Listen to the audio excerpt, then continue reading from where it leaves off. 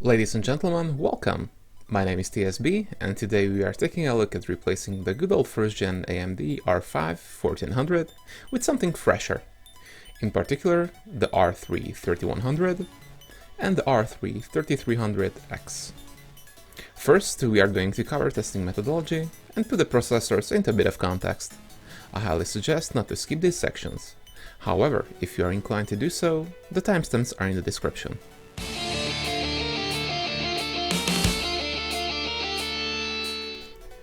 Both the 3100 and the 3300X are firmly in the entry-level tier of processors coming from the Red team.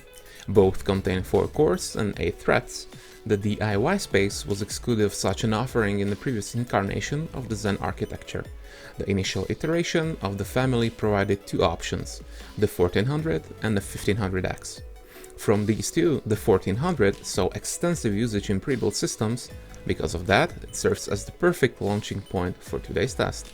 On the other side, we have the 3600, which on one hand offers 6 cores and 12 threads, but on the other hand costs a decent bit more than the 3100 and the 3300X. However, up until the release of these CPUs, the 3600 was the least expensive member of the 3000 series.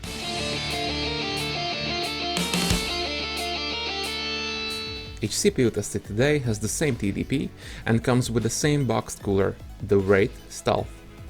To minimize variation between coolers, the same boxed cooler is used to test all CPUs.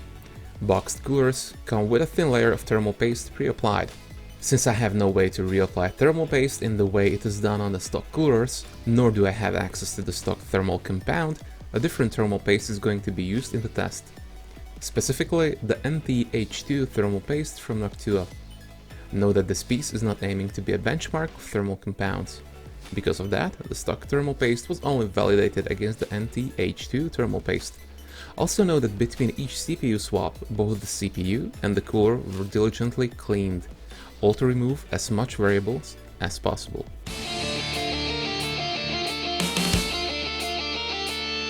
My personal machine is built to target 1080p. Because of that, it contains the NVIDIA 1660 Ti graphics card. Since I do not have a budget available to target a higher resolution in both the monitor and the graphics card, this test is going to target this resolution only. The performance of this card is comparable to the performance of the GTX 1070, GTX 1660 Super, RX Vega 56 and RX 5600 XT, which is admittedly a bit stronger.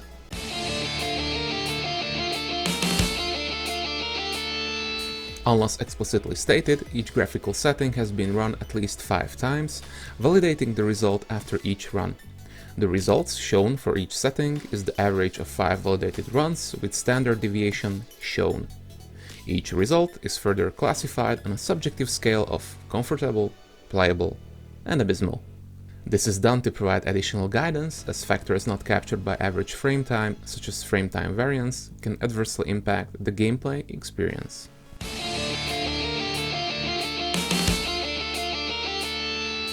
Since the selected graphical preset doesn't tax the GPU much, there is clear separation between the CPUs under test. While this is perfect to show a difference between the CPUs, I find the graphical fidelity lacking and would not like to play with these graphical settings. However, even on these settings I have encountered frequent frame drops with the 1400, which relegated the CPU from the comfortable into the playable territory. The rest of the CPUs remain firmly in the comfortable territory, with the 3600 enjoying a slim lead.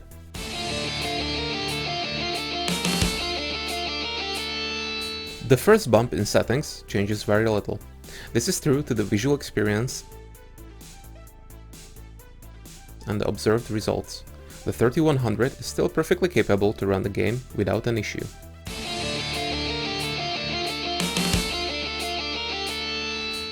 From the graphical fidelity perspective, I consider the medium setting as the bare minimum for an enjoyable experience. The lead of the 3600 completely disappears here, as both it and the 3300X seem to hit the same bottleneck of the GPU. The 3100 is a touch back, still in comfortable territory. The 1400 is struggling more and more with every setting increase.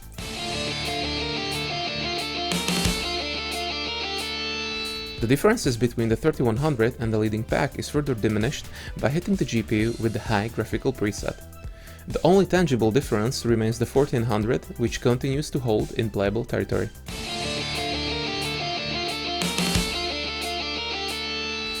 Similarly to the difference between very low and low settings, there is negligible difference between high and very high settings. The CPUs under test continue their expected steady decline without any notable change.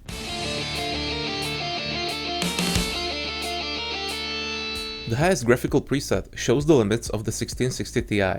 A clear GPU bottleneck cannot be overcome by neither of the CPUs in today's test. On the bright side, I can't tell the difference with the naked eye between the high, very high or the ultra high settings, and would therefore recommend staying on the high settings. Moreover, note that the 3100 on ultra high still beats the 1400 on very low. Due to lack of noticeable differences between the top three parts, the 3100 wins the Assassin's Creed Origins round of the test.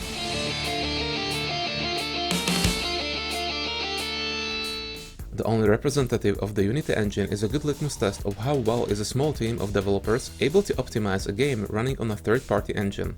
On the low settings, the GPU allows the CPUs to fully differentiate themselves. Frequency is king here. Because of that, the 3300X rises to the top, with all CPUs providing a comfortable gaming experience. Even the 1400 is perfectly capable of providing a comfortable experience in these settings.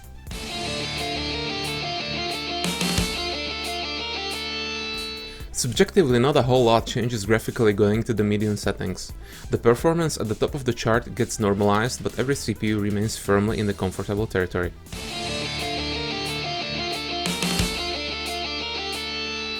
Things start to look satisfying to the eyes on the high settings. Compared to the medium settings, interior shadows are added, which do most of the legwork in bringing out the looks of individual cars. Interestingly, the 3300X does not only fail to win this round, but fails to reach the performance of the 1400? This is validated by the Ultra results, which differs very little visually, settings and performance-wise. Since high settings is the way to go for this game, the Car Mechanic Simulator 2018 round is won by the 1400?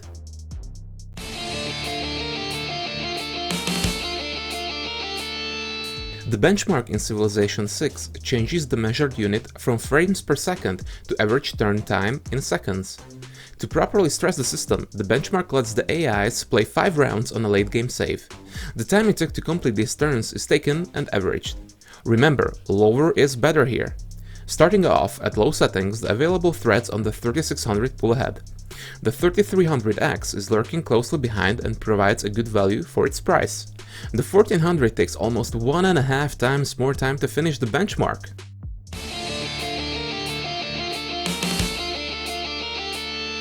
By moving to the medium settings, the situation doesn't change much, both from the visual and the performance perspective, making the low settings redundant.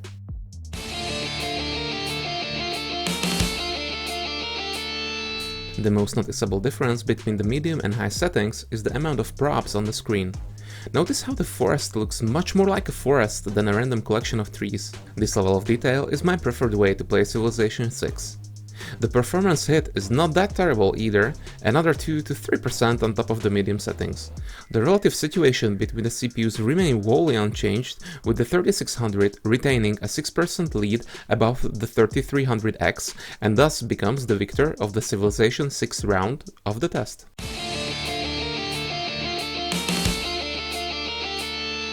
The Rage engine is a bit long in the tooth and quite rough on the eyes. However, GTA 5 is still played a lot and has a very detailed benchmark.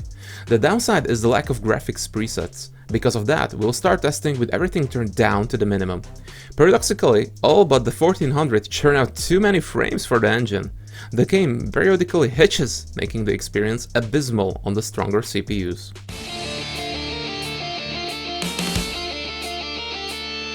Manually toggling all settings to their midpoint provides us with the medium settings. This brings the delivered frame rates to a more comfortable level for the engine. The 3600 is holding on to a slim lead, with the 1400 falling into playable territory.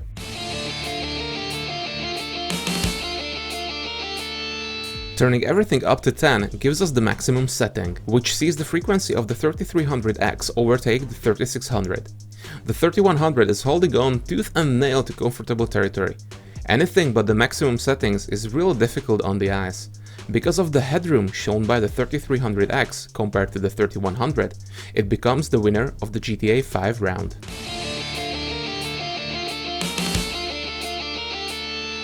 Built on an excellent in-house engine, the Shadow of the Tomb Raider poses no challenge whatsoever to all CPUs in today's test, or the 1400. While the compression will hinder this, the game looks amazing even on these settings. The 1400 takes a couple shots to the chin, but remains in playable territory.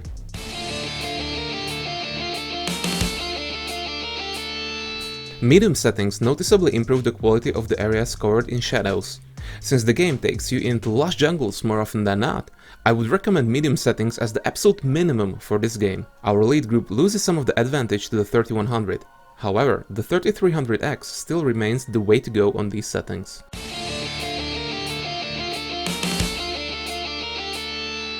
The addition of tessellation and improved shadow and texture quality makes the high settings very easy on the eyes. The lack of a performance penalty makes the medium setting redundant.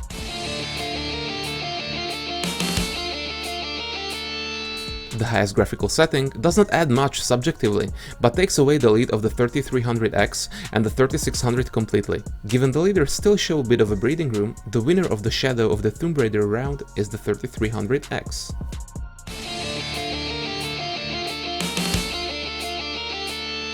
The Glacier engine is an engine built internally by IO Interactive and developed for the Hitman series.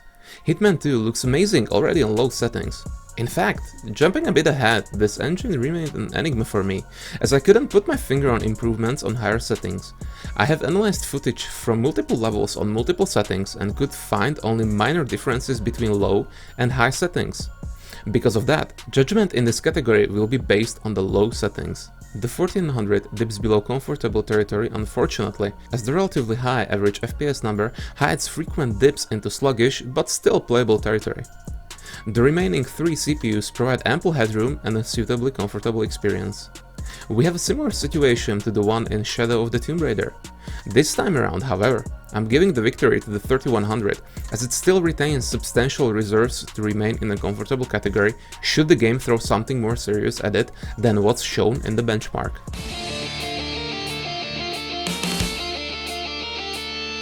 Due to time constraints, I had to select several games that are not tested that rigorously. The first of these is F1 2019, since the Ego engine is notoriously easy on hardware. Because of that, the only swing we are taking here is with the ultra-high graphical preset. All CPUs handle the highest setting with ease. If you own a 1400 and play exclusively Ego engine games, there is no reason for an upgrade.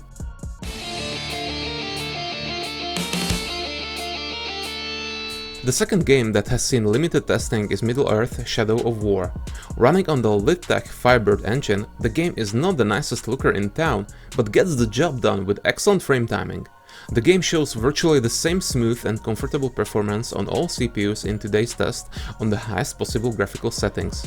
Because of that, the winner of this round is the 1400, as there is little to no reason to upgrade if this is the title you spend most of your time in.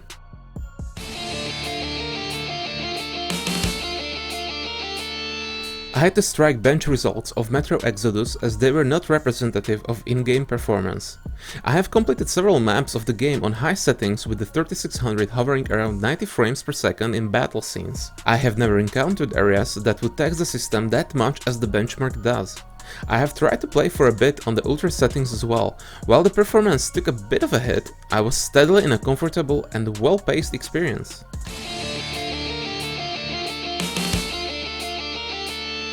World of Tanks recently upgraded their engine and provided a dedicated benchmarking tool. Unfortunately, the tool is not much of a help, as the only result is a nondescript score. Subjectively, even the 1400 provides a comfortable showing. However, I do not possess a way to provide data to prove this statement. Because of that, World of Tanks remains in the footnotes of this video.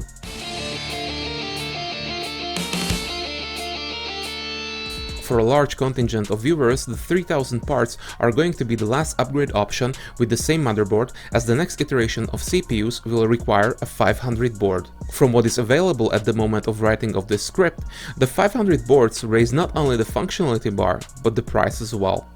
Because of that, it's important to pick the correct part.